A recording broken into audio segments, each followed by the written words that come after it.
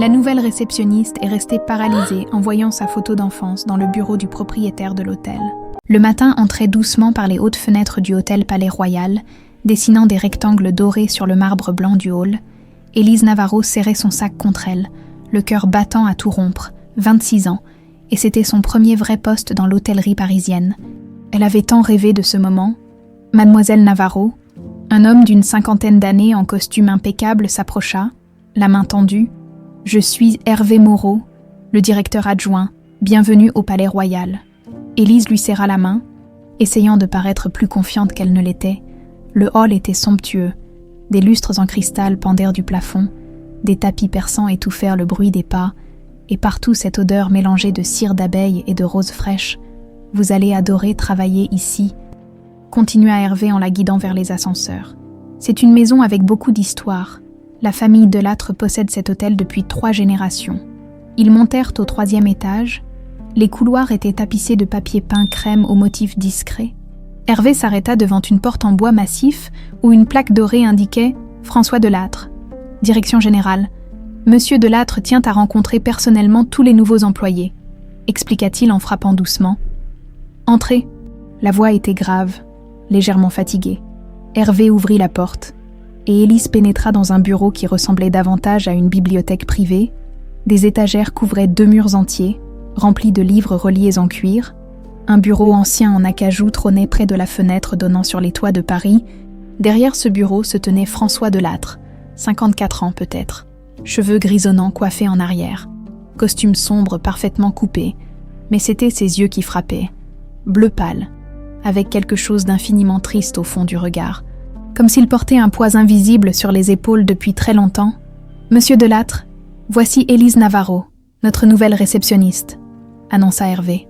François se leva et contourna le bureau. « Mademoiselle Navarro », il lui tendit la main avec un sourire courtois mais distant. « J'espère que vous vous plairez parmi nous. »« Merci, monsieur.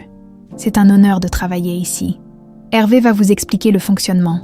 Si vous avez besoin de quoi que ce soit, n'hésitez pas. » Il retourna s'asseoir et commença à signer des documents sur son bureau. Élise allait sortir quand son regard fut attiré par quelque chose sur l'étagère derrière François. Un cadre photo argenté. Un peu à l'écart des autres objets, elle plissa les yeux. Essayant de voir plus clairement, c'était une photographie d'une petite fille. 3 ans peut-être, robe blanche en dentelle, une petite tiare ornée de fleurs dans les cheveux bruns. Elle tenait un ours en peluche marron contre elle, souriant timidement à l'objectif. Quelque chose dans ce sourire. Le sang d'Élise se glaça dans ses veines. Ce visage, elle connaissait ce visage, cette robe, cet ours. « Mademoiselle Navarro, ça va ?» La voix d'Hervé lui parvenait comme à travers un brouillard. La chemise cartonnée qu'elle tenait glissa de ses mains et s'écrasa sur le parquet avec un bruit mat. Les papiers se dispersèrent à ses pieds. « Oh, pardon, je suis désolée. » Elle se pencha précipitamment pour ramasser les documents, les mains tremblantes. Son cœur cognait si fort qu'elle avait l'impression qu'on pouvait l'entendre dans toute la pièce. François s'était levé, inquiet. « Vous vous sentez mal, Hervé? Un verre d'eau peut-être ?»« Non, ça va. » Élise rassembla les dernières feuilles, évitant leur regard. « C'est juste la nervosité du premier jour. Je suis vraiment désolée. » Elle devait sortir de ce bureau tout de suite. L'air lui manquait. « Je comprends », dit François avec une gentillesse qui la surprit. « Le premier jour est toujours stressant. Allez vous installer tranquillement. » Hervé la raccompagna dans le couloir. Élise marchait comme un automate, consciente seulement du battement sourd de son pouls dans ses tempes. Cette photographie, cette petite fille, c'était impossible, complètement fou. Et pourtant, pendant tout le reste de la matinée, tandis qu'Hervé lui expliquait le fonctionnement de la réception, les systèmes informatiques, les protocoles avec les clients, Élise n'arrivait pas à se concentrer. Son esprit revenait sans cesse à cette image. À l'heure du déjeuner, elle s'échappa vers un petit café rue de Rivoli. Elle commanda un crème qu'elle ne but pas. Fixant le vide devant elle, des fragments de souvenirs surgissaient dans son esprit. Pas des souvenirs clairs, plutôt des sensations, des impressions floues. Un jardin avec des roses rouges, des bras forts qui la soulevaient, une voix grave qui chantait doucement, et puis plus rien. Juste le centre d'enfance Sainte-Anne, l'orphelinat austère où elle avait grandi depuis l'âge de 4 ans. 4 ans.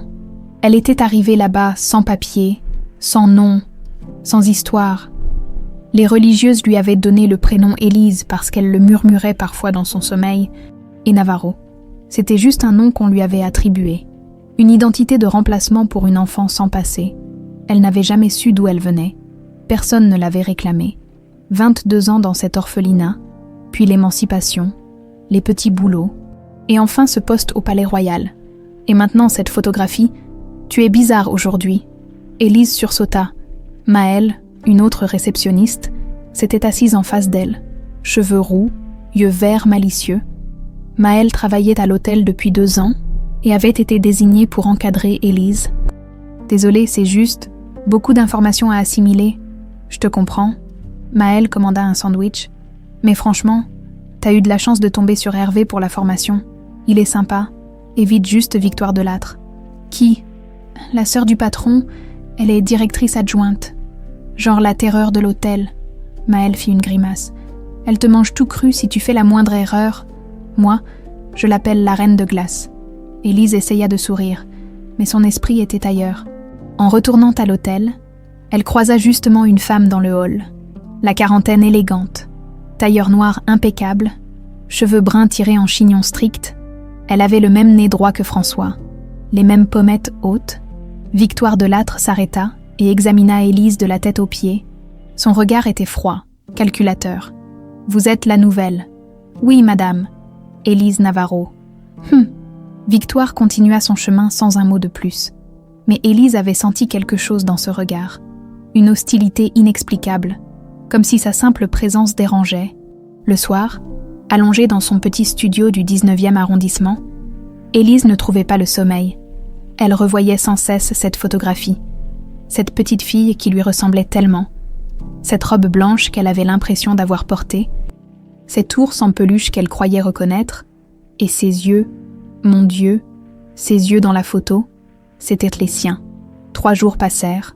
3 jours pendant lesquels Élise essaya de se concentrer sur son travail, d'apprendre les procédures, de sourire aux clients. Mais cette photographie la hantait. Chaque fois qu'elle fermait les yeux, elle la revoyait. La petite fille au sourire timide, la robe blanche, l'ours en peluche. Le jeudi soir, n'y tenant plus, elle appela Maëlle. « Tu es libre demain après le boulot. J'ai besoin de te parler. Ça a l'air sérieux. Tout va bien. Je ne sais pas. On peut se voir. » Le lendemain, elles se retrouvèrent dans un petit bar près de la place de la République. Maëlle commanda 2 verres de vin blanc et observa son amie avec inquiétude. « Alors, qu'est-ce qui se passe ?» Élise hésita. C'était tellement fou. Maëlle allait penser qu'elle perdait la tête, mais elle ne pouvait plus garder ça pour elle. Quand j'étais dans le bureau de Monsieur Delattre, le premier jour, j'ai vu une photo. Une petite fille. Elle s'interrompit, cherchant ses mots. « Maëlle, je crois que cette petite fille, c'est moi. » Le silence qui suivit fut pesant. Maëlle posa son verre, les yeux écarquillés. « Quoi? Comment ça, c'est toi? » Je sais que ça paraît dingue, mais je la reconnais, son visage, ses vêtements. J'ai l'impression de l'avoir déjà vue, ou d'avoir été elle. Élise passa une main tremblante dans ses cheveux. « Tu sais que je n'ai aucun souvenir d'avant mes 4 ans. Rien. J'ai grandi à l'orphelinat, sans savoir d'où je venais. » Élise. Maëlle prit sa main. « Des ressemblances. Ça arrive, surtout sur des photos d'enfants. Ce n'est pas qu'une ressemblance. » Élise sortit son téléphone, les mains tremblantes. « J'ai cherché. François Delattre a eu une fille qui a disparu il y a 22 ans. Elle s'appelait Léna. Elle avait passé des heures sur Internet, fouillant les archives des journaux. L'histoire était là, documentée, terrible. En 2003, Léna Delattre, 3 ans, avait disparu sans laisser de traces. Aucune demande de rançon, aucun témoin, aucun indice. Comme si elle s'était volatilisée, Maëlle se pencha sur l'écran. Il y avait plusieurs articles scannés, jaunis par le temps. Disparition mystérieuse d'une fillette de 3 ans à Paris. La famille Delattre dévastée. Aucune piste après 6 mois de recherche. Et il y avait des photos de la petite Léna. « Mon Dieu !» murmura Maëlle. « C'est vrai que elle te ressemble. La même forme de visage, les mêmes yeux sombres, légèrement en amande, les mêmes cheveux bruns ondulés, même la petite fossette au menton. »« Il y a autre chose, » continua Élise d'une voix blanche. « La femme de François, Claire Delattre, est morte 2 ans après la disparition. Les articles disent qu'elle n'a jamais surmonté la perte de sa fille. Dépression, puis maladie. Elle s'est éteinte lentement. Maëlle se laissa retomber contre le dossier de sa chaise, abasourdie. « Tu penses vraiment que tu pourrais être Léna ?»« Je ne sais pas, mais les dates correspondent. Léna avait 3 ans en 2003. J'en avais 4 quand je suis arrivée à l'orphelinat. 4 ans et aucun papier, aucune identité. Elle but une gorgée de vin, sa gorge serrée. « Maëlle, il faut que je sache. »« D'accord. » Maëlle se redressa, son côté pragmatique reprenant le dessus. « Par quoi on commence ?»« On ?» Ce petit mot réchauffa le cœur d'Élise. Elle n'était pas seule. Le week-end, elles retournèrent au centre d'enfance Sainte-Anne. Élise n'y était pas revenue depuis son départ. 5 ans auparavant, le bâtiment gris lui parut encore plus austère qu'avant. Sœur Marguerite, qui dirigeait l'établissement depuis 30 ans, les reçut dans son bureau encombré. « Élise, quelle surprise !» La vieille religieuse la serra dans ses bras. « Tu vas bien, ma petite ?»« Oui, ma sœur, j'aurais besoin de consulter mon dossier. » Le visage de sœur Marguerite se fit plus grave. « Tu sais qu'il n'y a pas grand-chose. Tu es arrivée ici sans rien. »« Je sais. Mais peut-être qu'il y a un détail que j'ai oublié. N'importe quoi. » Sœur Marguerite disparut quelques minutes et revint avec une chemise fine, ridiculement fine pour résumer 22 ans de vie. Élise l'ouvrit avec des mains tremblantes, quelques feuilles jaunies, un rapport de la police.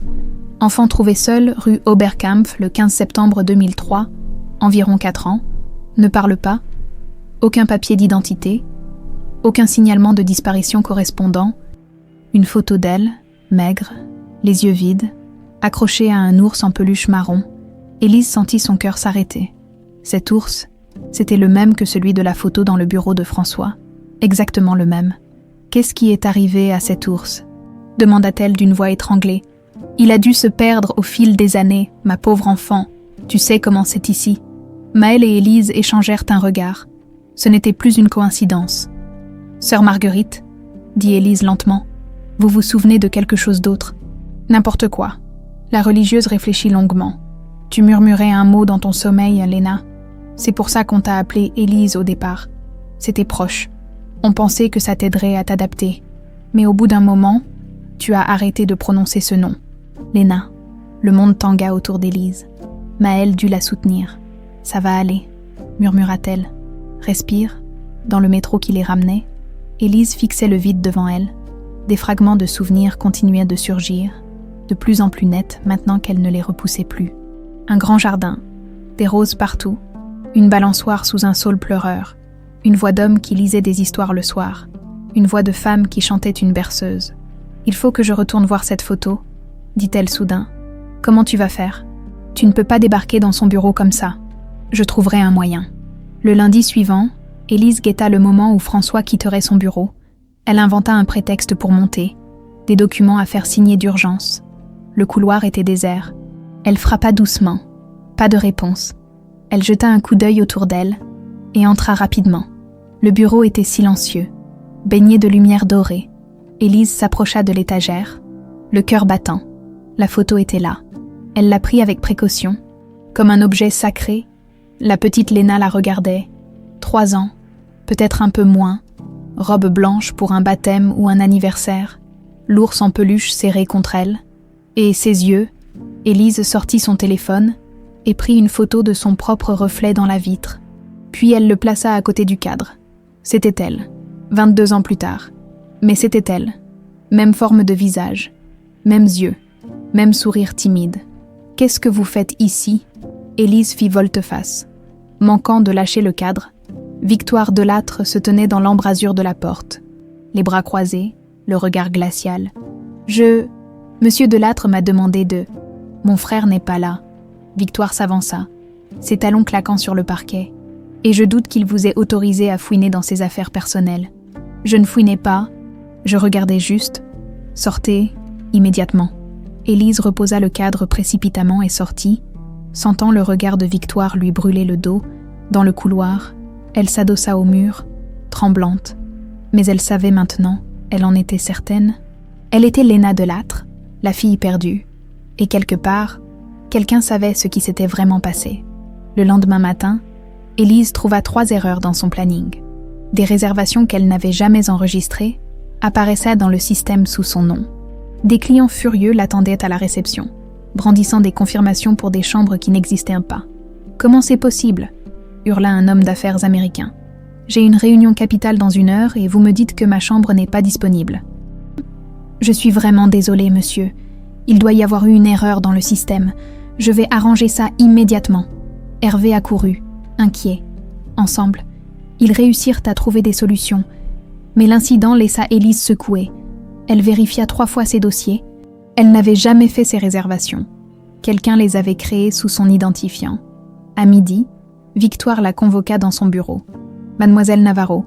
La voix était douce, presque mielleuse, ce qui la rendait encore plus menaçante. 3 erreurs graves en une matinée. C'est un record. Madame, je vous assure que je n'ai pas fait ces réservations. Quelqu'un a dû... Quelqu'un ? Victoire haussa un sourcil parfaitement dessiné. Vous accusez vos collègues maintenant ? Non, Vous êtes ici depuis à peine 2 semaines et vous causez déjà des problèmes. Victoire se leva, contourna son bureau et s'approcha d'Élise. Elle sentait son parfum lourd, écœurant. Je me demande vraiment pourquoi mon frère vous a engagé. Il y avait quelque chose dans son regard, une hostilité qui allait bien au-delà d'une simple réprimande professionnelle. Comme si la présence même d'Élise était une offense personnelle. Je ferai plus attention, madame. Vous feriez mieux. Victoire retourna s'asseoir, ouvrant un dossier comme si Élise n'existait déjà plus. Vous pouvez disposer, dans le couloir. Élise croisa Maëlle qui l'attendait. Alors, elle me déteste. Je ne comprends pas pourquoi. Je t'avais prévenu. La reine de glace ne supporte personne. Maëlle baissa la voix. Mais entre nous, je trouve ça bizarre ces erreurs. Tu es hyper méticuleuse d'habitude. Quelqu'un sabote mon travail ? J'en suis sûre. Victoire. Qui d'autre ? Élise serra les poings. Depuis que je suis entrée dans le bureau de François l'autre jour, les jours suivants confirmèrent ses soupçons. Des documents disparaissaient de son casier. Des notes importantes n'arrivaient jamais jusqu'à elle. Un client VIP fut placé dans une chambre non préparée. Encore une fois sous son nom dans le système, Hervé commença à la regarder avec méfiance. « Élise, je ne sais pas ce qui se passe, mais il faut que tu te ressaisisses. Mais ce n'est pas moi, quelqu'un modifie mes dossiers. » Mais elle n'avait aucune preuve, et personne ne voulait croire qu'une directrice adjointe saboterait délibérément une employée. Le vendredi soir, épuisée, Élise resta tard pour vérifier chaque réservation. Chaque dossier, elle était seule dans le bureau administratif, quand elle entendit des voix au bout du couloir. Le bureau de François, la porte était entr'ouverte. Elle s'approcha sans bruit, le cœur battant. « Tu dois l'oublier, François. » C'était la voix de Victoire. Tendue, presque désespérée. « Léna est morte. Ne dis pas ça. » La voix de François était brisée. On n'a jamais retrouvé son corps. Elle pourrait être quelque part. Après 22 ans, tu te fais du mal pour rien. Claire est partie. Léna est partie. Il faut que tu acceptes. Je ne peux pas. Un silence. Puis Victoire reprit, sa voix plus dure. Cette nouvelle réceptionniste, Élise. Élise retint son souffle. Quoi, Élise ? Elle ne me plaît pas. Je pense la licencier. Pour quelle raison ? Hervé dit qu'elle est compétente. Elle fait trop d'erreurs, ce n'est pas quelqu'un de fiable. Victoire, c'est sa 2e semaine. Laisse-lui une chance. Mon instinct me dit qu'il faut s'en débarrasser. Il y eut un bruissement de papier. Je vais préparer sa lettre de licenciement. Non. La voix de François se fit ferme. Pas sans raison valable. Je refuse que tu licencies quelqu'un sur un simple instinct. Élise s'éloigna rapidement, avant qu'il ne sorte, dans le vestiaire. Elle s'effondra sur un banc, tremblante. Victoire voulait la faire partir. Mais pourquoi ? Qu'est-ce qui la menaçait tant dans la présence d'Élise ? Une intuition terrible germa dans son esprit. Et si Victoire savait ?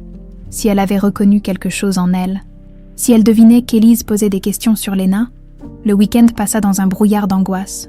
Maëlle vint chez elle le dimanche soir. « Tu ne peux pas continuer comme ça. Elle va te rendre folle. » « Je sais. » Élise se servit un verre d'eau qu'elle ne but pas. « Mais je ne peux pas partir maintenant. Pas avant de savoir. » « Savoir quoi exactement ? Si je suis vraiment Léna, et si oui ?» Elle déglutit difficilement. « Qui m'a enlevée ? Et pourquoi ?»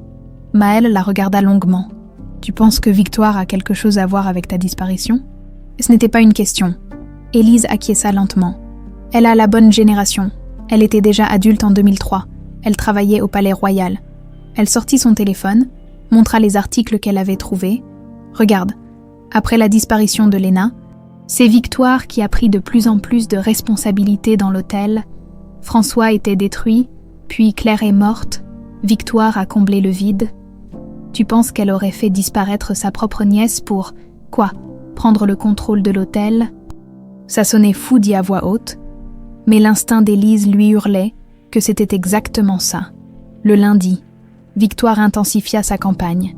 Elle critiqua Élise devant des clients, relevant le moindre détail, un sourire pas assez chaleureux, une réponse trop lente, une posture incorrecte. C'était de l'acharnement pur et simple. Tu vois comment elle te regarde, chuchota Maëlle pendant la pause. C'est de la peur, elle a peur de toi, ou elle me déteste juste. Non, la haine, c'est différent, là. C'est de la peur. Maëlle mordit dans son sandwich. Quelqu'un qui a peur est dangereux. Fais attention. Le soir même, Élise resta encore tard. Elle voulait terminer un rapport important sans erreur, prouver qu'elle était compétente. Vers 22h, elle monta au 3e étage pour déposer des documents dans le bureau d'Hervé. En passant devant celui de François, elle vit de la lumière filtrer sous la porte. Il travaillait tard lui aussi. Elle entendit sa voix. Il parlait au téléphone. Non. Maman, ça va aller, oui. Je sais que c'est bientôt l'anniversaire de sa disparition. Un silence. 22 ans, je sais. Sa voix se brisa sur les derniers mots. Élise sentit son cœur se serrer. Cet homme portait sa douleur comme un fardeau invisible. Tous les jours, depuis 22 ans, elle posa doucement les documents devant la porte d'Hervé et s'apprêtait à partir quand quelqu'un surgit derrière elle. Victoire. Encore vous, décidément, vous êtes partout où il ne faut pas. Je déposais juste des rapports pour Monsieur Moreau. À 7h, Victoire s'approcha, menaçante. Vous écoutez aux portes maintenant. Je n'écoutais rien du tout. Vous mentez. Je vous observe, mademoiselle Navarro. Chaque geste, chaque regard. Elle était si proche maintenant qu'Élise sentait son souffle. Je ne sais pas ce que vous cherchez, mais vous ne le trouverez pas ici, compris. Élise soutint son regard, refusant de montrer sa peur. Je ne cherche rien, madame. Je fais juste mon travail. Alors faites-le correctement.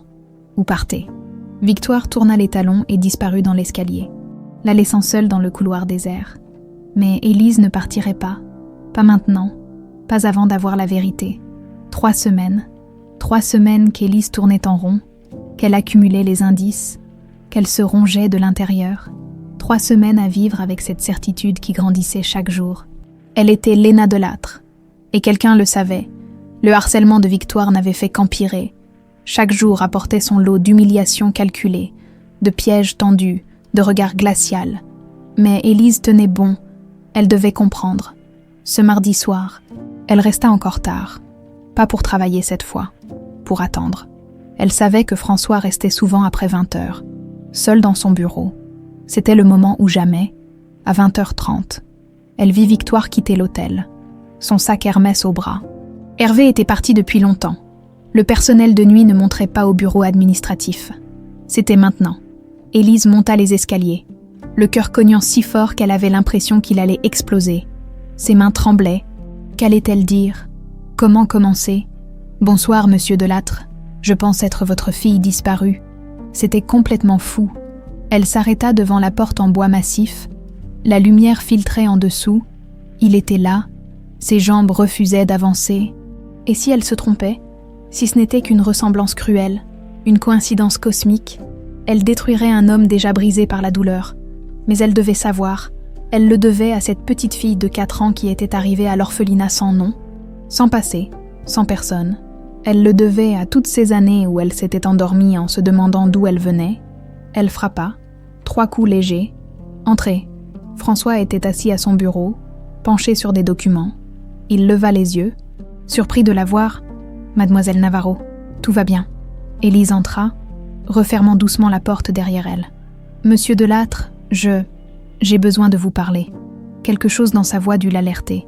Il posa son stylo et lui fit signe de s'asseoir. « Je vous écoute. » Élise resta debout. Si elle s'asseyait, elle ne trouverait jamais le courage. Elle fixa la photographie sur l'étagère, la petite fille au sourire timide, son point d'ancrage. Cette photo, sa voix tremblait. La petite fille. « C'est votre fille, n'est-ce pas, Léna ?» Le visage de François se figea. Une douleur ancienne passa dans ses yeux. « Oui, c'est ma fille. » Il suivit son regard vers la photo. Elle avait 3 ans là. C'était pour son baptême. Elle a disparu en 2003. François la regarda maintenant avec attention, se demandant visiblement où elle voulait en venir. « Comment savez-vous ça ?» J'ai fait des recherches. Élise s'approcha du bureau, les jambes flageolantes. « Je sais que votre femme Claire est décédée 2 ans après. Je sais que vous n'avez jamais cessé de la chercher. Mademoiselle Navarro. » François se leva lentement. « Pourquoi me parlez-vous de ça ?» C'était le moment, le point de non-retour. Parce que les mots restaient coincés dans sa gorge. Parce que je pense que cette petite fille sur la photo, c'est moi. Le silence qui suivit fut assourdissant. François resta immobile, comme statufié. Ses yeux s'écarquillèrent. Sa respiration devint saccadée. Il s'agrippa au bord du bureau. « Qu'est-ce que vous venez de dire ?»« Monsieur Delattre, je sais que ça paraît fou. » Les larmes montaient maintenant, incontrôlables. Mais depuis que j'ai vu cette photo le premier jour, je n'arrive plus à penser à autre chose. Je me suis renseignée, j'ai vérifié les dates. Ça correspond. Correspondre. François contourna le bureau, s'approchant d'elle. Correspondre à quoi ? Je suis arrivée à un orphelinat en septembre 2003. J'avais environ 4 ans, sans papier, sans identité, sans aucun souvenir clair. Elle sortit de son sac une photo, celle de son dossier à Sainte-Anne. « Regardez, c'est moi quand on m'a trouvée. Je tenais un ours en peluche, le même que celui de votre fille sur la photo. » François prit la photo d'une main tremblante. Il la fixa longuement, son visage devenant de plus en plus pâle. « Mon Dieu, les religieuses m'ont appelée Élise parce que je murmurais un nom dans mon sommeil. Léna ?» Sa voix se brisa. Je murmurais Léna. François chancela. Élise voulut le soutenir, mais il leva une main pour l'arrêter. Il retourna s'asseoir lourdement, la photo toujours dans sa main. « Vous pensez vraiment ?» Il ne pouvait même pas finir sa phrase. « Je ne sais pas. C'est pour ça que je viens vous voir. » Élise s'approcha, s'agenouillant devant lui pour être à sa hauteur. « J'ai grandi sans passé, monsieur Delattre, sans savoir d'où je venais, sans parents, sans histoire. Et depuis que j'ai vu cette photo, tout remonte. Des fragments, un jardin avec des roses, une balançoire, une chanson. Quelle chanson ? La voix de François n'était plus qu'un murmure. Élise ferma les yeux, laissant la mélodie remonter des profondeurs de sa mémoire. Elle se mit à fredonner doucement. Une berceuse simple, tendre, « Dors, mon ange, sous les étoiles ». François étouffa un sanglot. Claire, c'est Claire qui chantait ça. Tous les soirs. Les larmes coulaient, maintenant librement sur les joues des deux. Élise prit sa main. Cette main qu'elle avait peut-être tenue il y a 22 ans.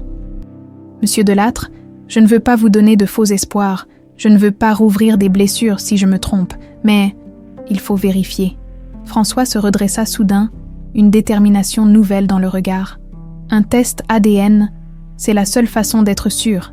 Vous acceptez. Acceptez. » Il la regarda comme si la question était absurde. « Mademoiselle, Élise, si vous êtes ma fille. » Sa voix se brisa à nouveau. « Si vous êtes ma Léna, ce serait un miracle. » Il se leva, se dirigea vers l'étagère et prit délicatement le cadre photo. Il le tendit à Élise. « Regardez, regardez bien. » Élise prit le cadre. La petite fille la fixait de ses grands yeux sombres. François sortit son téléphone, ouvrit l'appareil photo. « Maintenant, regardez-vous. » Élise leva les yeux vers l'écran. Son reflet apparut à côté de la photo d'enfance. Le même ovale du visage, les mêmes yeux en amande, la même petite fossette au menton, même la façon dont les cheveux ondulaient. « Mon Dieu !» murmura François. « C'est exactement elle. Vous êtes exactement elle. » Il s'effondra sur sa chaise, la tête entre les mains, secoué de sanglots silencieux. 22 ans de douleur contenue, explosèrent d'un coup. Élise ne savait pas quoi faire. Devait-elle le toucher, le laisser pleurer ? Elle posa doucement une main sur son épaule. Il leva les yeux vers elle. Le visage ravagé, mais illuminé d'un espoir fragile. « J'organise le test dès demain matin. On aura les résultats en quelques jours. » Il essuya ses larmes d'un geste brusque. « Si c'est vrai, si vous êtes vraiment ma fille, tout change. Tout. Et si ce n'est pas vrai ?»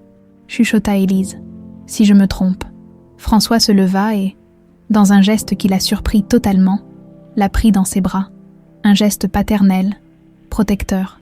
Alors au moins j'aurais essayé de croire. J'aurais eu quelques jours d'espoir. Il s'écarta, la regardant avec une intensité nouvelle. Mais je sens que c'est vrai. Ici, il porta la main à son cœur. Un père sait.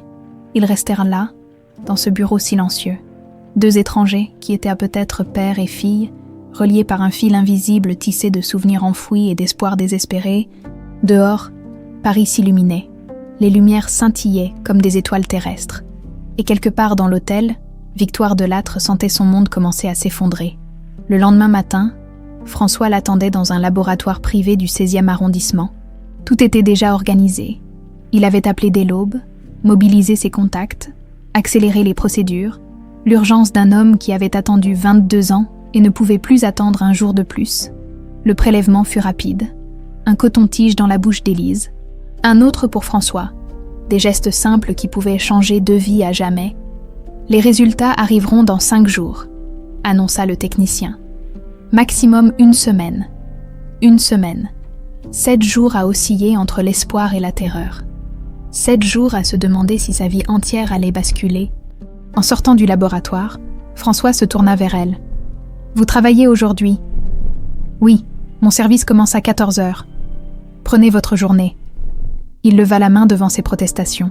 « Je suis encore votre patron, c'est un ordre. Allez vous reposer. Ces prochains jours vont être intenses. » Élise rentra chez elle, mais le repos était impossible. Elle tournait en rond dans son studio, incapable de se concentrer sur quoi que ce soit. Son téléphone sonna. « Maëlle. Alors, tu l'as fait ?»« Oui. Les résultats dans 5 jours. »« Mon Dieu. » Un silence. « Comment tu te sens ?»« Je ne sais pas. » Élise s'assit sur son lit, la tête entre les mains. Terrorisée, et si je me trompe, et si je lui ai donné de faux espoirs? Et si tu as raison, tu y as pensé, tu retrouverais ton père, Élise, ta famille, une famille. Le mot résonnait étrangement. Elle avait passé sa vie entière sans en avoir une. L'idée qu'elle pourrait soudainement appartenir quelque part était presque trop grande pour être contenue dans son cœur. Les jours suivants furent surréalistes. François l'appela le soir même. Élise. Il utilisait son prénom maintenant, naturellement. Je me demandais si vous accepteriez de dîner avec moi demain soir, pas à l'hôtel, quelque part de tranquille. On pourrait parler. J'aimerais beaucoup. Ils se retrouvèrent dans un petit restaurant de Montmartre, loin des regards, loin de l'hôtel. François avait réservé une table dans un coin discret. Il était nerveux. Élise le voyait à la façon dont il jouait avec son verre d'eau. « Parlez-moi de votre enfance », dit-il doucement. « À l'orphelinat. » Élise hésita. C'était une période qu'elle préférait oublier. Mais il méritait de savoir. C'était dur, pas cruel, mais vide. Les sœurs faisaient ce qu'elles pouvaient. Mais on était tellement nombreux. Elle tourna sa fourchette dans ses pattes. Je passais mes journées à observer les autres enfants qui avaient des visites, des parents qui venaient le week-end. Je me demandais toujours pourquoi personne ne venait me chercher. François ferma les yeux. La douleur inscrite sur chaque trait de son visage. Si j'avais su, si seulement j'avais su où vous étiez. Vous ne pouviez pas savoir. Je vous ai cherché partout. Sa voix se brisa. Pendant des années, la police, des détectives privés, des médiums même. Je sais, c'était stupide. Mais j'étais désespérée. Claire s'éteignait un peu plus chaque jour. Elle était convaincue que Léna était morte. Moi, je refusais de le croire. Comment était-elle? François sourit tristement. Claire, elle était lumière, pure lumière. Professeure de piano. Elle chantait tout le temps. La maison était toujours remplie de musique. Il sortit son portefeuille, en tira une photo jaunie. Voilà, c'est elle. Élise prit la photo avec précaution. Une femme brune, la trentaine, assise à un piano, riant à l'objectif, des yeux pétillants de vie, et soudain, un flash, un souvenir clair, net, qui explosa dans sa mémoire, ses mains sur un clavier, cette mélodie, cette voix qui chantait pendant qu'elle jouait. « Le piano », murmura Élise. « Je me souviens d'un piano, grand, noir, avec des fleurs gravées sur le côté. » François manqua de lâcher son verre. Un Steinway, avec des roses gravées. Comment vous? Je ne sais pas. Les larmes montaient. Ça vient juste de revenir. Là, en voyant la photo, François tendit la main par-dessus la table et prit la sienne. Un geste simple, paternel, qui fit fondre quelque chose dans le cœur d'Élise. « Racontez-moi, Léna, » dit-elle doucement. « Qui était-elle » Espiègle. Un vrai sourire illumina le visage de François pour la première fois. Toujours dans ses histoires imaginaires, elle avait un jardin secret. Enfin, c'est comme ça qu'elle l'appelait. C'était juste un coin du vrai jardin, près de la balançoire. Mais pour elle, c'était un royaume magique. Avec des roses. Les mots sortirent avant qu'Élise ne puisse les retenir. Oui, des roses rouges, ses préférées. François la regardait maintenant avec une intensité presque douloureuse. Vous vous en souvenez ?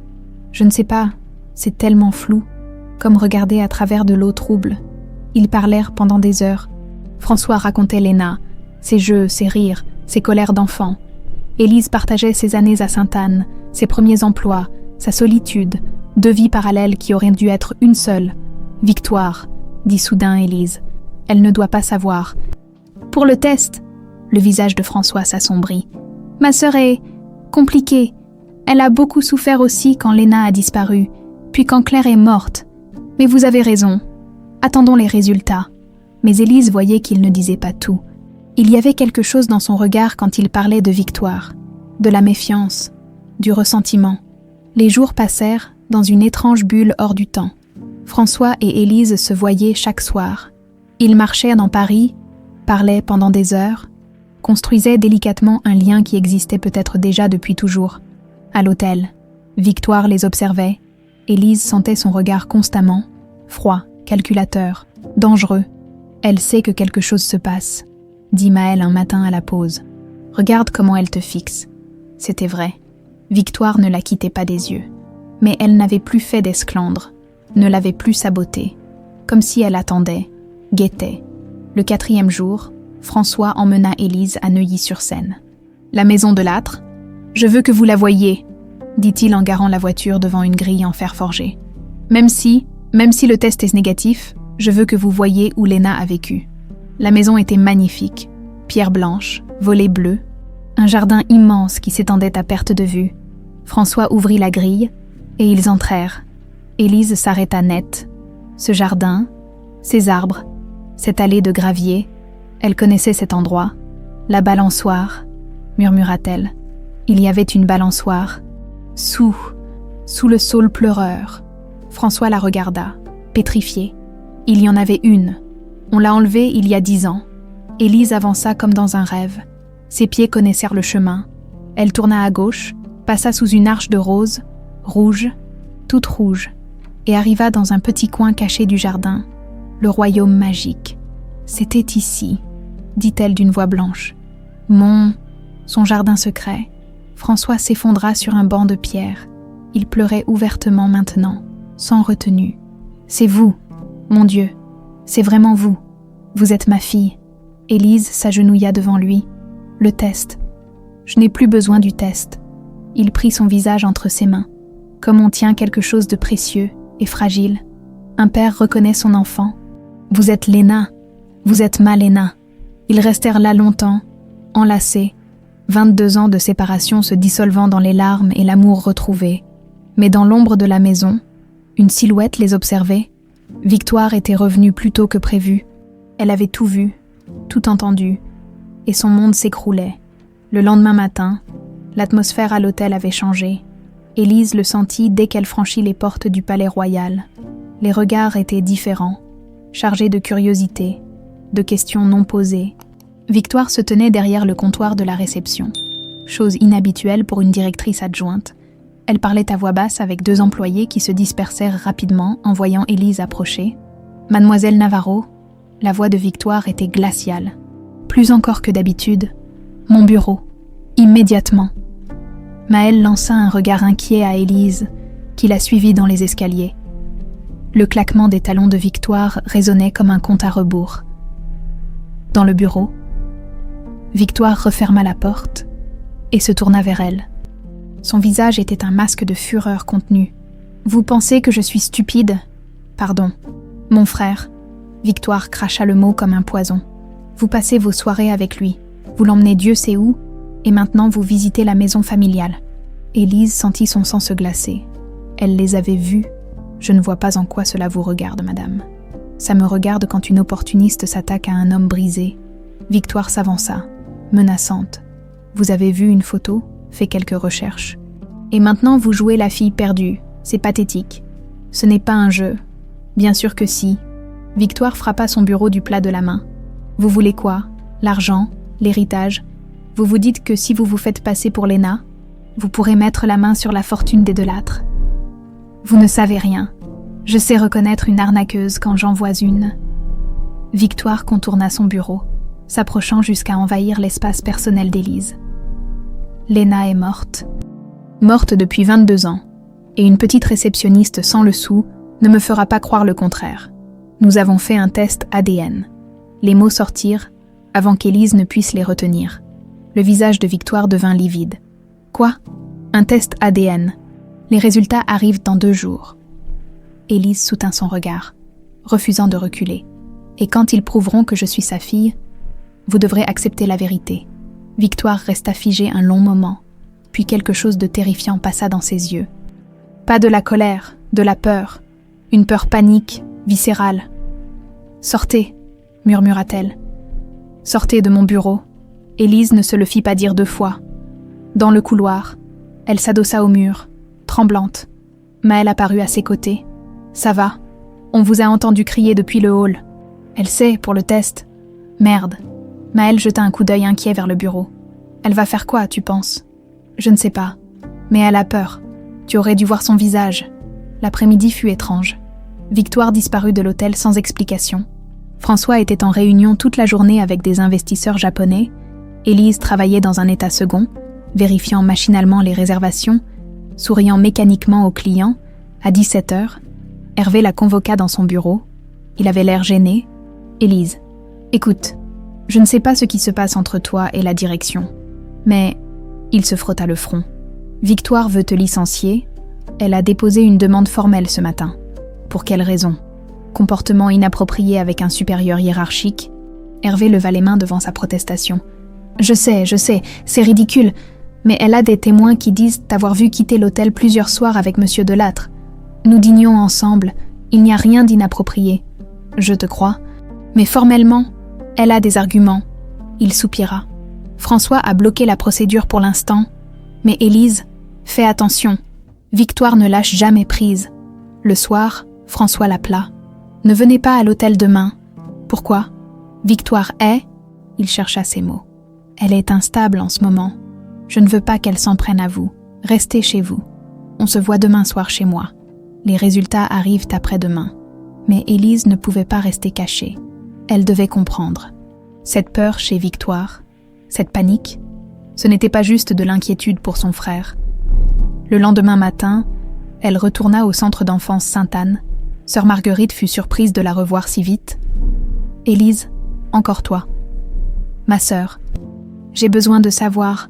Quand je suis arrivée ici, on a fait des recherches. Non, pour retrouver ma famille. Bien sûr, la police a ouvert une enquête, mais tu n'étais enregistrée nulle part.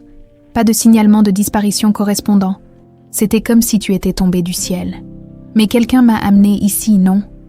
Sœur Marguerite réfléchit longuement. « Tu sais, c'était il y a si longtemps. Mais maintenant que tu en parles, je me souviens que tu n'as pas été trouvée par la police directement. » Moiti commença. « Une femme t'a amenée. Elle a dit t'avoir trouvée seule dans la rue, qu'elle t'avait emmenée au commissariat et qu'il l'avait dirigée vers nous. » La religieuse fronça les sourcils. Ça m'avait paru étrange à l'époque.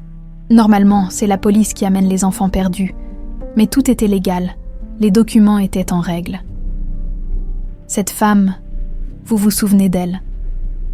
Vaguement, élégante, la quarantaine peut-être, brune, pressée de partir. Sœur Marguerite toucha le bras d'Élise. « Pourquoi tu me demandes tout ça maintenant? Parce que je pense savoir qui je suis et je pense savoir qui m'a fait disparaître. » De retour chez elle, Élise appela François. « Il faut qu'on parle, de Victoire. Élise, s'il vous plaît, c'est important. » Ils se retrouvèrent dans un café anonyme du 13e arrondissement. François avait l'air épuisé, vieilli de 10 ans en quelques jours. Que voulez-vous savoir? Où était Victoire le jour de la disparition de Léna? François se figea, Pourquoi cette question? Parce que j'ai été amenée à l'orphelinat par une femme élégante, brune, la quarantaine. Élise se pencha en avant. Victoire avait quel âge en 2003? 32 ans. François devint très pâle. Vous pensez que... Non, c'est impossible. Elle a peur, François. Pas en colère. Terrifiée. Pourquoi aurait-elle peur si elle n'avait rien à cacher? C'est ma sœur, elle aimait Léna. Ou elle aimait l'idée d'hériter de tout si Léna disparaissait. Les mots sonnèrent comme une condamnation. François resta silencieux longtemps, le regard perdu. Après la disparition, dit-il lentement, Victoire a pris de plus en plus de responsabilités à l'hôtel. J'étais détruit, Claire malade, Victoire gérait tout. Et quand Claire est morte... Il s'interrompit. Mon avocat m'a dit à l'époque que si Léna n'était jamais retrouvée, après 7 ans, elle serait déclarée légalement morte et l'héritage irait à Victoire. En partie, oui. François enfouit son visage dans ses mains. Mon Dieu, ma propre sœur. C'est impossible. Elle ne pourrait pas. Elle a fait saboter tout mon travail. Elle veut me licencier. Elle fait tout pour me faire partir. Élise prit sa main. Et ce jour où vous m'avez emmenée à la maison, elle était là. Elle nous a vus dans le jardin. Elle a entendu. Comment vous savez ça? Parce que le lendemain, elle m'a confrontée et elle avait peur. Une peur qui venait des tripes. Pas la peur de me voir arnaquer son frère, la peur d'être démasqué. François se leva brusquement, renversant presque sa chaise. « Les résultats arrivent demain, on verra bien, si vous êtes Léna. » Sa voix se durcit. « Si vous êtes ma fille et que Victoire a quelque chose à voir avec votre disparition, je le découvrirai. » Le jour des résultats se leva gris et lourd sur Paris. Élise n'avait pas dormi de la nuit, à 8 heures. Son téléphone sonna. « Les résultats sont arrivés. » La voix de François tremblait. « Je viens vous chercher. On les ouvrira ensemble. » 1 heure plus tard, ils étaient assis dans le bureau de François à la maison de Neuilly. L'enveloppe blanche reposait sur le bureau entre eux. Ni l'un ni l'autre n'osait la toucher. « Et si... » commença Élise. « Peu importe ce qui est écrit là-dedans, » l'interrompit François. « Vous resterez importante pour moi ces derniers jours. » J'ai eu l'impression de revivre. Élise sentit les larmes monter. « Ouvrez-la. » François prit l'enveloppe d'une main tremblante. Il déchira le rabat, sortit la feuille et se mit à lire. Son visage se décomposa. Des larmes coulèrent silencieusement sur ses joues. « François ?» Le cœur d'Élise battait si fort qu'elle pouvait à peine respirer. Il leva les yeux vers elle, un sourire brisé aux lèvres. « Compatibilité, 99,9%. » Sa voix se brisa. « Vous êtes ma fille, mon Dieu. Vous êtes ma fille. » Le monde bascula. Élise sentit ses jambes se dérober. François fut près d'elle en un instant, la rattrapant, la serrant contre lui. Ils s'effondrèrent ensemble sur le sol, enlacés, pleurant 22 ans de douleur et de retrouvailles. Léna, ma Léna. François répétait son nom encore et encore. Comme une prière. « Papa ?» Le mot sortit naturellement, pour la première fois de sa vie. « Papa ?» Ils restèrent ainsi longtemps, le temps suspendu, l'univers réduit à cette étreinte qui réparait ce qui avait été brisé. Finalement, François s'écarta, tenant le visage de sa fille entre ses mains. « Plus jamais je ne te perdrai. Plus jamais. Qu'est-ce qu'on fait maintenant? On va à l'hôtel. » Son regard se durcit. Et on confronte Victoire. « François, on n'a pas de preuves. Juste des soupçons. Alors on lui posera des questions, et je verrai dans ses yeux si elle me ment. » Ils arrivèrent au palais royal vers midi. L'atmosphère était étrange, tendue. Les employés chuchotèrent dans les coins. Maëlle se précipita vers Élise dès qu'elle la vit. « Où étais-tu? Victoire est dans un état. Elle terrorise tout le monde depuis ce matin. Où est-elle? Dans son bureau. Mais Élise, fais attention. Elle est... » François posa une main apaisante sur l'épaule de Maëlle. « Tout va bien. Nous devons lui parler. » Ils montèrent ensemble. Le couloir du 3e étage était désert. De la lumière filtrait sous la porte du bureau de Victoire. François frappa. Pas de réponse. Il frappa à nouveau. Plus fort. « Victoire, c'est François.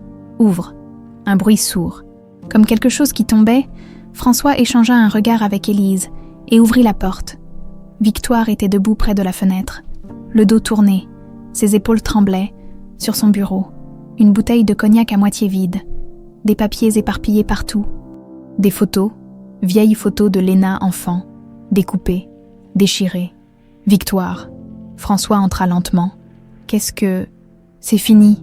La voix de Victoire était brisée, méconnaissable. Tout est fini. Elle se retourna. Son visage était ravagé de larmes. Son maquillage coulé, ses cheveux défaits. Ce n'était plus la femme glaciale et contrôlée. C'était quelqu'un qui s'effondrait. Les résultats sont arrivés, dit François doucement. Tu le sais, n'est-ce pas? Je le savais avant les résultats. Victoire rit amèrement. Dès que je l'ai vue ce premier jour, ses yeux, mon Dieu, ses yeux, exactement comme Claire. Élise sentit un frisson la parcourir. Vous saviez, depuis le début, vous saviez que j'étais Léna. Pas consciemment, pas tout de suite. Victoire s'appuya contre le bureau, comme si ses jambes ne la portaient plus. Mais quelque chose en moi, je te reconnaissais, et ça me terrifiait. François s'avança, la mâchoire serrée. Victoire, regarde-moi. Elle leva les yeux vers son frère. Dans ce regard, Élise vit la confirmation de toutes ses suspicions. La culpabilité, la terreur, la honte. Qu'as-tu fait? La voix de François était dangereusement calme. Qu'as-tu fait à ma fille? Le silence qui suivit fut insoutenable. Victoire se laissa glisser contre le bureau, s'effondrant sur le sol. Un sanglot terrible déchira sa gorge. Je ne voulais pas. Elle se balança d'avant en arrière. Je ne voulais pas lui faire de mal. Jamais. Parle. François tremblait maintenant. Toute sa rage contenue prête à exploser. Dis-moi tout, maintenant. Victoire leva vers lui un visage détruit. J'étais jalouse, tellement jalouse. Les mots sortèrent par saccades, entre les sanglots. Tu avais tout, la femme parfaite, la fille parfaite. L'hôtel, tout, et moi, j'avais passé ma vie à travailler pour cette entreprise familiale qui ne serait jamais vraiment à moi. Alors tu as fait quoi? François la dominait maintenant, immense, terrible dans sa fureur. J'ai payé quelqu'un. Les mots sortirent dans un murmure. Un homme, il devait juste la prendre, la laisser quelque part loin, dans un orphelinat, sans papier, pour qu'elle disparaisse. Élise sentit le monde basculer. Elle chercha le mur pour ne pas tomber. Tu as enlevé ma fille. La voix de François n'était plus qu'un souffle incrédule. Ta propre nièce? Je ne voulais pas qu'elle meure. Victoire se releva brusquement, hystérique. Jamais, juste qu'elle disparaisse. Que tu aies besoin de moi, que l'héritage... Elle s'interrompit, réalisant l'horreur de ses propres mots. L'héritage? François recula, dégoûté. Tu as détruit notre famille pour de l'argent. Je ne savais pas que Claire... Victoire pleurait maintenant sans retenue. Je ne savais pas qu'elle mourrait. Elle était forte.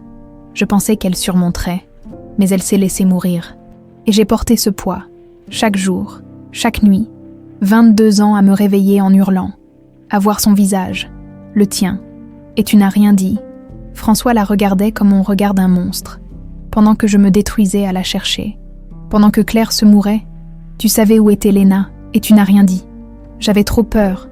Victoire s'approcha de lui, suppliante.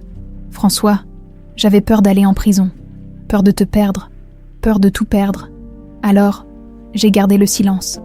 Et chaque jour était un enfer. Bien, la voix de François était morte, froide. Ce n'est que justice. Il se tourna vers Élise qui était restée figée près de la porte, en état de choc. Il la prit dans ses bras, la protégeant de Victoire, du passé, de tout. C'est fini, murmura-t-il dans ses cheveux.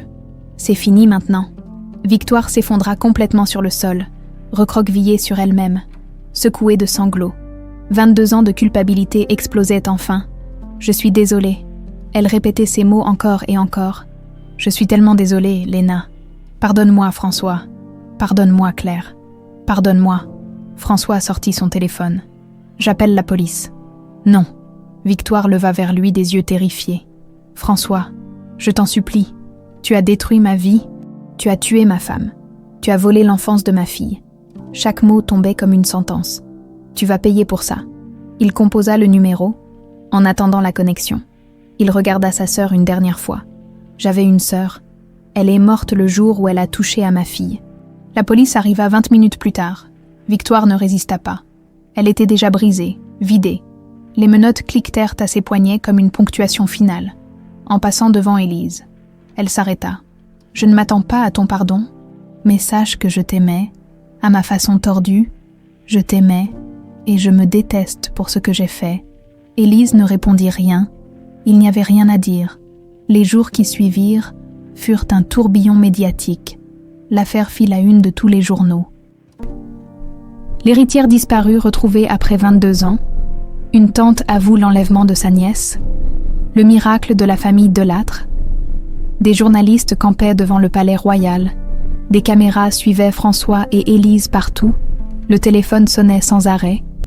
C'était étouffant.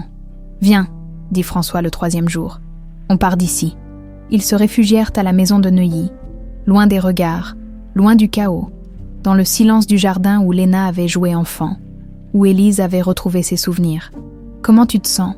demanda François en lui servant du thé sur la terrasse. Élise regarda ses mains tremblantes. « Je ne sais pas. Tout va trop vite. Il y a 1 semaine, j'étais juste une réceptionniste. Maintenant, je suis ma fille. » François s'assit près d'elle. « Léna Delattre, Élise Navarro, corrigea-t-elle doucement. J'ai été Élise pendant 22 ans. Je ne peux pas juste effacer ça. Tu as raison. » Il prit sa main. « Tu es les deux, Élise et Léna. Tout ce que tu as vécu te constitue. » Ils restèrent silencieux un moment. Écoutant le bruissement des feuilles, une paix fragile s'installait entre eux. « Victoire !» dit soudain Élise. « Qu'est-ce qui va lui arriver ?» François se raidit. « Elle est en détention provisoire. Son avocat plaide la clémence. Elle a avoué. Elle montre des remords. Mais, il serra les mâchoires. Elle a commis un crime terrible. Elle semblait détruite. Tu la défends ? Il la regarda avec incrédulité. Non, ce qu'elle a fait est impardonnable. Élise fixa l'horizon. Mais elle a vécu 22 ans avec cette culpabilité. C'est une prison aussi. François resta silencieux longtemps. Tu as le cœur de ta mère. Claire aurait dit exactement la même chose. Le lendemain, la police vint prendre leur déposition officielle.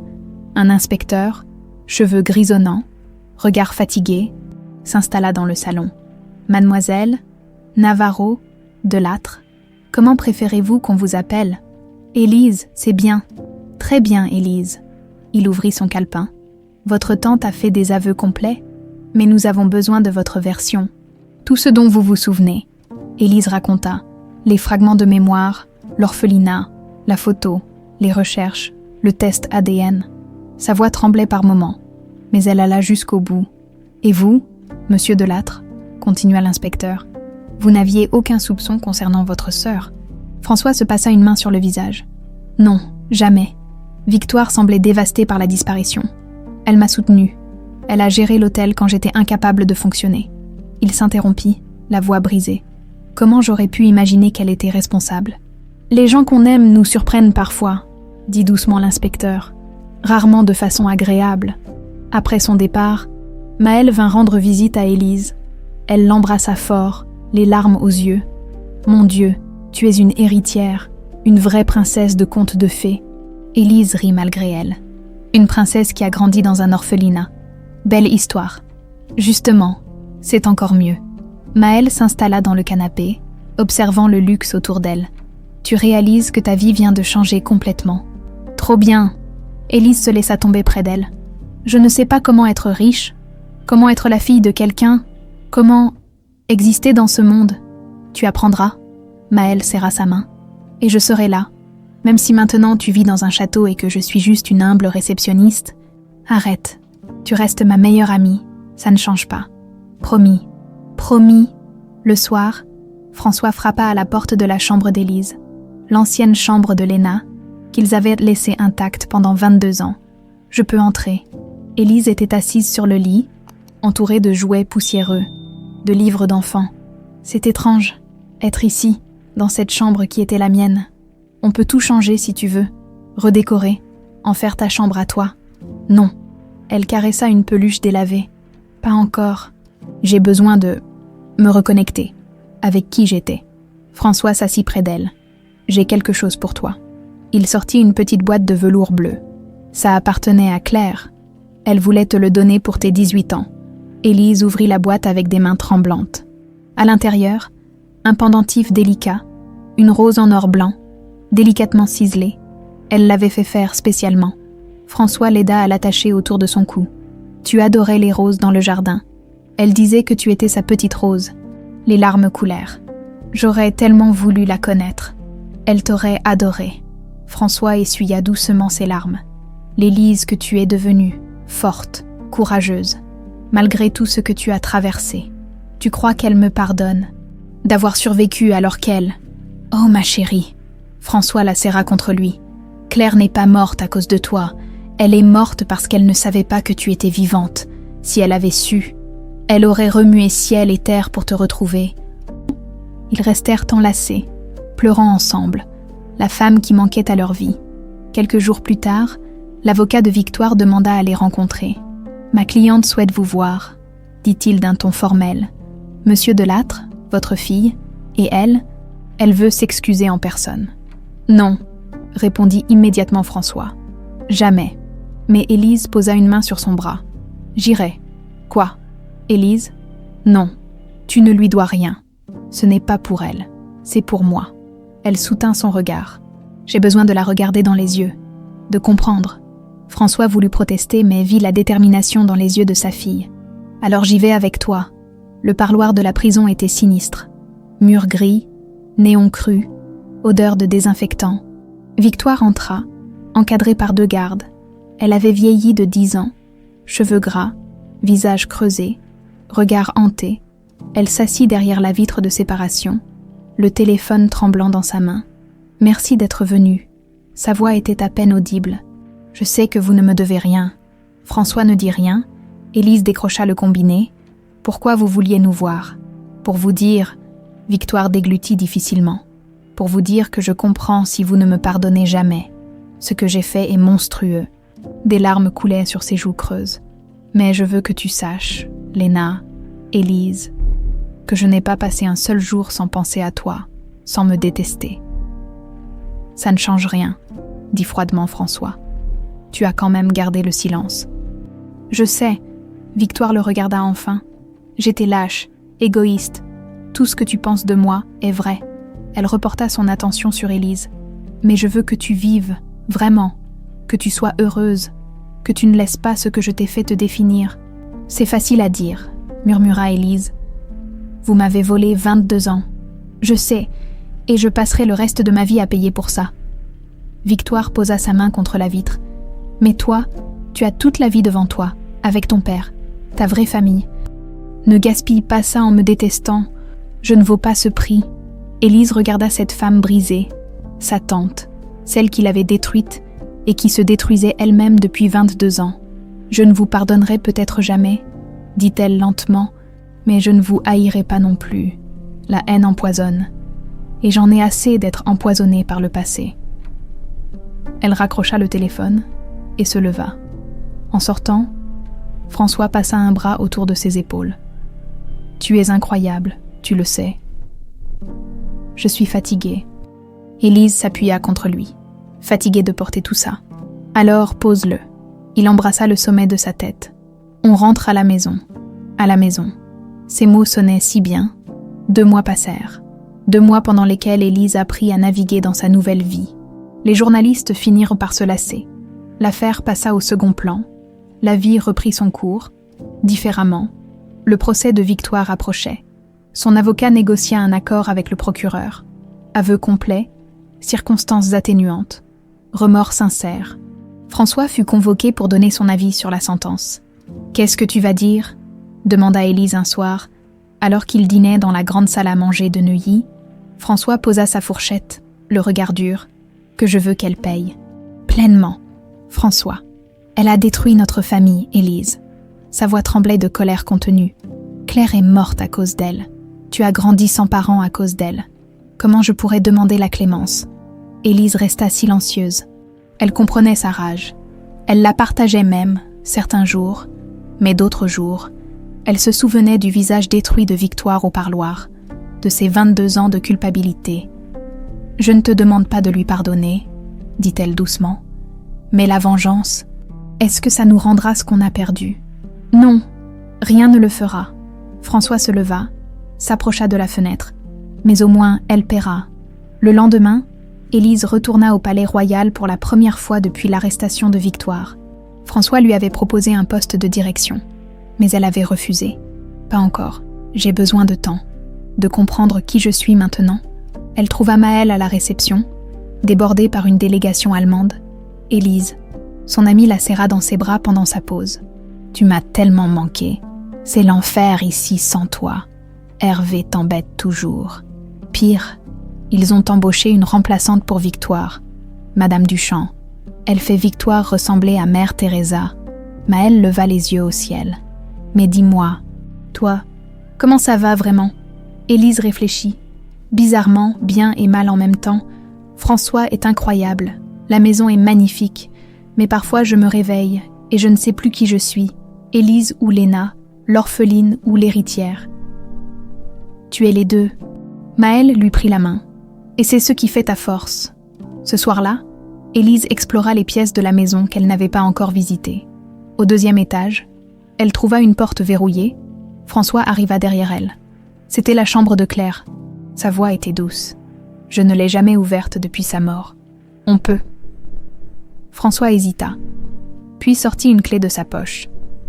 La porte s'ouvrit en grinçant. L'odeur de renfermer les frappa. La chambre était figée dans le temps. Vêtements encore accrochés dans l'armoire. Livres sur la table de nuit, photos partout, et au centre, le piano, le Steinway noir avec des roses gravées. Élise s'approcha comme hypnotisée. Elle passa ses doigts sur les touches poussiéreuses. Un accord résonna dans la pièce silencieuse. « Tu joues ?» demanda François, surpris. « Je ne sais pas. » Mais ses doigts bougeaient seuls, trouvant des notes, construisant une mélodie, simple, une berceuse, la berceuse que Claire chantait. François s'effondra sur le lit, submergé par l'émotion. « C'est elle ? C'est exactement comme elle jouait. » Élise continua, les larmes coulant sur ses joues. La musique la traversait, remontant de profondeurs oubliées. Sa mère lui avait appris, ses mains se souvenaient, quand elle termina, le silence fut sacré. « On va faire accorder ce piano, » dit François d'une voix étouffée. « Et tu joueras, pour elle, pour nous. » Les jours suivants, quelque chose changea. Élise commença à réellement habiter la maison. Elle jardina avec François, replantant des roses rouges dans le coin secret. Elle invita Maëlle à dîner, lui fit visiter, rit pour la première fois depuis des semaines. « C'est bon de te voir heureuse », dit François un soir sur la terrasse. « Je le suis. » Élise réalisa que c'était vrai. « Malgré tout, je le suis. » « Tu sais quoi ?» François la regarda avec tendresse. « J'ai pris une décision, pour Victoire. »« Laquelle ?»« Je vais demander la clémence. » Il leva la main devant sa protestation. « Pas pour elle. Pour moi. Pour nous. » Il prit la main d'Élise. « Tu avais raison. J'ai déjà perdu trop de temps à la haine. J'ai perdu Claire à cause de ça. Je ne veux plus perdre d'années avec toi. » Élise serra sa main, les larmes aux yeux. « Tu es sûre ?»« Oui. » François sourit tristement. « Victoire vivra avec sa culpabilité. C'est une prison pire que n'importe quelle cellule. Moi, je veux vivre. Vraiment vivre. Avec ma fille retrouvée. » Le procès eut lieu début décembre. François tint parole, devant le juge. Il demanda la clémence. « Ma sœur a commis un crime terrible, » dit-il d'une voix ferme. « Elle mérite d'être punie. Mais elle a aussi vécu 22 ans d'enfer. Et moi, » il regarda Élise dans le public. « J'ai retrouvé ma fille. La vengeance ne me rendra pas les années perdues. Seul l'amour peut le faire. » Victoire pleurait silencieusement au box des accusés. Le juge prononça la sentence. 8 ans de prison, avec possibilité de libération conditionnelle après 5 ans. En sortant du tribunal, François et Élise furent assaillis par les journalistes. « Monsieur Delattre, vous ne trouvez pas la peine trop légère ?» « Non, » répondit François calmement. « Je trouve que la vie est trop courte pour la gaspiller en haine. » De retour à Neuilly, François organisa une réunion avec ses avocats et conseillers. Élise fut invitée à y assister. « J'ai décidé de restructurer l'entreprise », annonça-t-il. Élise devient officiellement copropriétaire du Palais Royal. François, « Non », protesta-t-elle. « Je ne connais rien à la gestion d'hôtel. »« Tu apprendras. » Il lui sourit. « Comme tu apprends tout le reste. Et j'ai autre chose. » Il sortit des documents. Une fondation, au nom de Claire Delattre, pour aider les enfants des orphelinats, des bourses d'études, des programmes d'insertion. Élise sentit son cœur se gonfler. « François, c'est ce que Claire aurait voulu. Et c'est ce que tu mérites. Transformer ta douleur en quelque chose de beau. Les semaines suivantes, Élise se jeta dans le projet. Elle retourna au centre d'enfance Sainte-Anne, cette fois, non pas comme ancienne pensionnaire, mais comme bienfaitrice. Sœur Marguerite pleura en apprenant la nouvelle. « Ma petite Élise, regarde ce que tu es devenue. »« Grâce à vous, » dit Élise en la serrant dans ses bras, « vous m'avez gardée en vie quand je n'avais rien. » La première bourse fut attribuée à un garçon de 16 ans, brillant mais sans ressources. Quand Élise lui remit le chèque, elle vit dans ses yeux l'espoir qu'elle avait elle-même perdu tant d'années. « Vous changez sa vie », dit François fièrement. « Non. » Élise regarda le garçon s'éloigner, un sourire aux lèvres. « On lui donne juste une chance, comme quelqu'un m'a donné une chance en me retrouvant. » Le soir de Noël, François et Élise décorèrent un sapin immense dans le salon. Maëlle vint dîner, ainsi que quelques proches. C'était la première vraie fête depuis des années. Après le repas, François emmena Élise dans le bureau de Claire. Il ouvrit un tiroir secret dans le piano. Je voulais attendre le bon moment. Il sortit une petite boîte à musique ancienne, en bois sculpté. Claire l'a achetée juste avant ta disparition, pour tes 4 ans. Il tourna la clé. Une mélodie douce s'éleva. La berceuse, celle que Claire chantait, celle qu'Élise avait jouée au piano. Dors mon ange, sous les étoiles. Élise se mit à chanter, sa voix s'harmonisant avec la musique. François la rejoignit, son bras autour de ses épaules. Ensemble, ils chantèrent pour Claire, pour les années perdues, pour les années à venir. Et dans ce moment, entouré de musique et d'amour, la douleur commença enfin à guérir. 6 mois s'étaient écoulés depuis le procès. Le printemps explosait à Paris, transformant la ville en tableau impressionniste. Les cerisiers du jardin de Neuilly débordèrent de fleurs roses, leurs pétales dansant dans la brise comme des flocons de neige parfumés. Élise se tenait sur la terrasse, une tasse de café à la main, observant François qui taillait les rosiers. Il avait rajeuni, comme si retrouver sa fille lui avait rendu 10 ans de vie. Il sifflotait en travaillant, quelque chose qu'il n'avait pas fait depuis la mort de Claire. Selon la gouvernante, « Tu viens m'aider ou tu préfères me regarder travailler ?»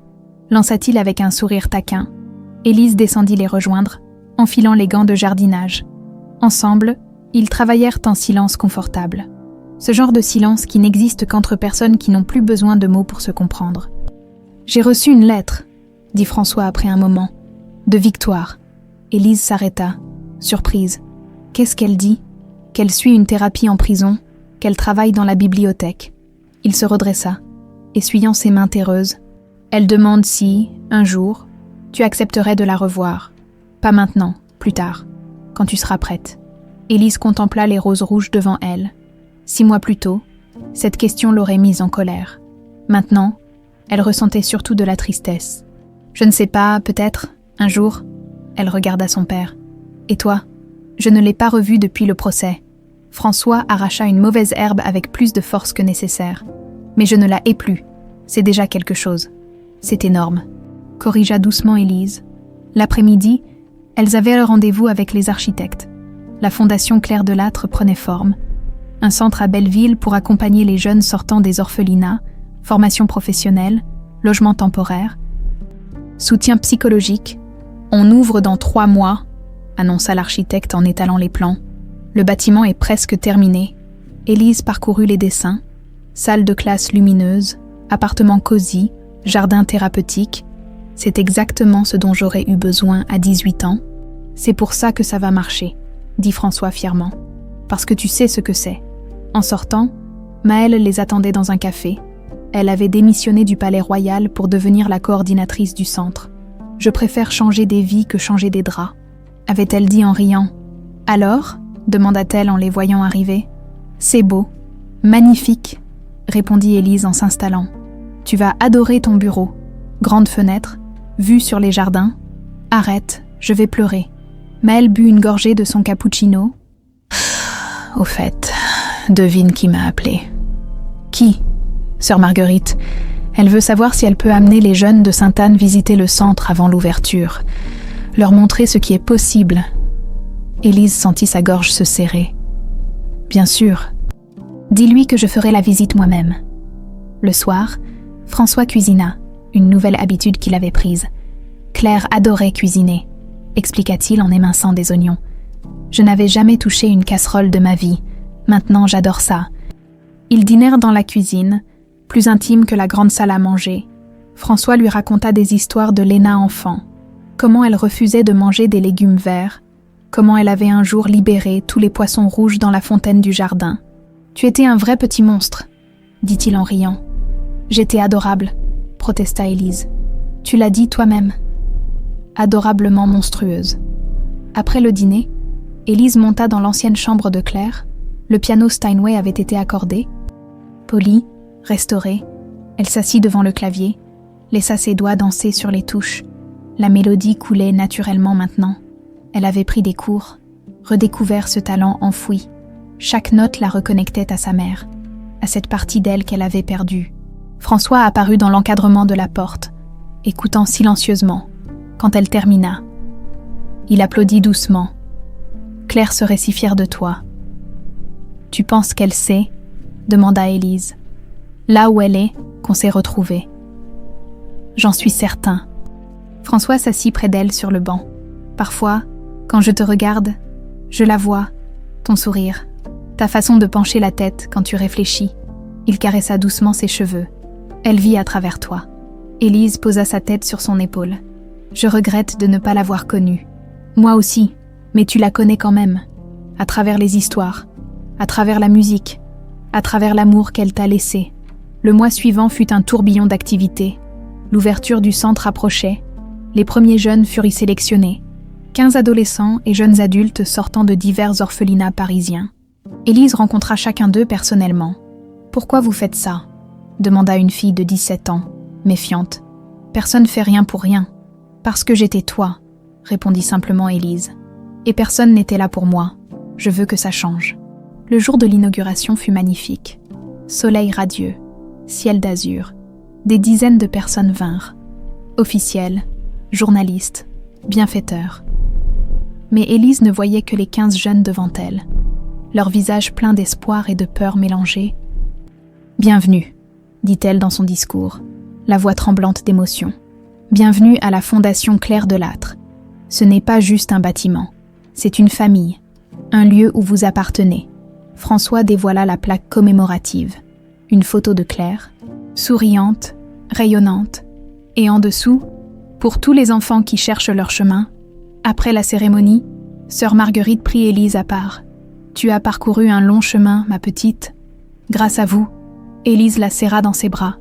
Vous m'avez gardée en vie quand je n'avais rien. » « Non. » La vieille religieuse essuya ses larmes. « C'est toi qui t'es gardée en vie. Ta force, ta résilience. Je n'ai fait que témoigner de ton courage. » Ce soir-là, épuisée mais heureuse, Élise retourna à Neuilly. François l'attendait dans le jardin. Près du coin secret, il tenait la boîte à musique. « Viens, j'ai quelque chose à te montrer. » Il la guida vers le saule pleureur. Là, suspendue aux branches, une nouvelle balançoire, simple, élégante, parfaite. « Pour les souvenirs, » dit-il doucement. « Et pour l'avenir. » Élise s'assit sur la balançoire. François la poussa doucement, comme il l'avait fait 22 ans plus tôt. Elle ferma les yeux, sentant le vent dans ses cheveux, le parfum des roses, la chaleur du soleil couchant. « Papa, oui, je suis heureuse. » Elle ouvrit les yeux, le regardant. Vraiment heureuse. François s'arrêta, ses mains sur les cordes de la balançoire. Il embrassa le sommet de sa tête. « Moi aussi, ma chérie. » Pour la première fois depuis si longtemps, ils restèrent là jusqu'à ce que le soleil se couche. Transformant le ciel en dégradé de rose et d'or, Paris scintillait au loin, ville de lumières et de possibilités infinies. Élise regarda la maison, leur maison maintenant, les fenêtres illuminées, le jardin fleuri, le piano qui l'attendait. Elle regarda son père, cet homme qui l'avait cherché pendant 22 ans et ne l'avait jamais abandonné. Elle regarda la photographie dans sa poche, celle du vestido branco, de l'ours en peluche, de la petite fille qu'elle avait été. Cette petite fille avait disparu. Oui, mais elle était revenue, différente, plus forte, complète. Le passé ne faisait plus mal, les blessures avaient cicatrisé, les années perdues ne pouvaient être récupérées, mais les années à venir brillaient de promesses. Élise Navarro, Léna Delattre, avait enfin trouvé sa place. Non pas en effaçant qui elle avait été, mais en embrassant tout ce qu'elle était devenue. Elle était l'orpheline et l'héritière, la survivante et la fille aimée, la femme brisée et la femme guérie. Elle était enfin chez elle,